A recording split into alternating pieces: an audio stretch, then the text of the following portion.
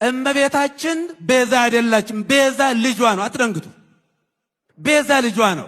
ነይ ነይ ቤዛ ነሽ አሉ ለዓለም ተብሎ አይሰበክም።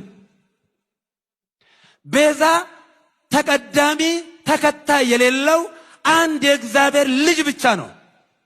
መጽሐፍ ቅዱስ አውጡ ዕብራውያን ምዕራፍ 9 ቁጥር 11 ላይ ምዕራፍ 9 ቁጥር 11 ላይ ምን ይላል?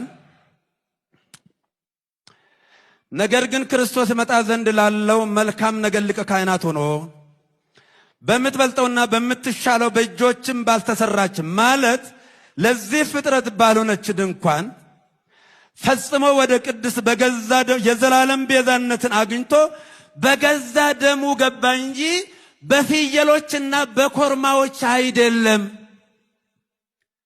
በፍየሎች በኮርማዎች አይደለም። ሚካኤል ቤዛ መሆን አይችልም። ገብርኤል ቤዛ አልሆነም። አብርሃም ቤዛ አልሆነም። የትኛውን ፍጡር ቤዛ አልሆነም። ለዘላለሙ ልጇ ነው ቤዛ። የእመቤታችን የቅድስት ድንግል ማርያም ልጇ የዓለም ቤዛ፣ የዓለም መድኃኒት፣ ለዓለም የተከፈለ ዕዳ በቀራንዮ ላይ የሞትና የኃጢአት መድኃኒት ሆኖ ለኛ የተሰጠ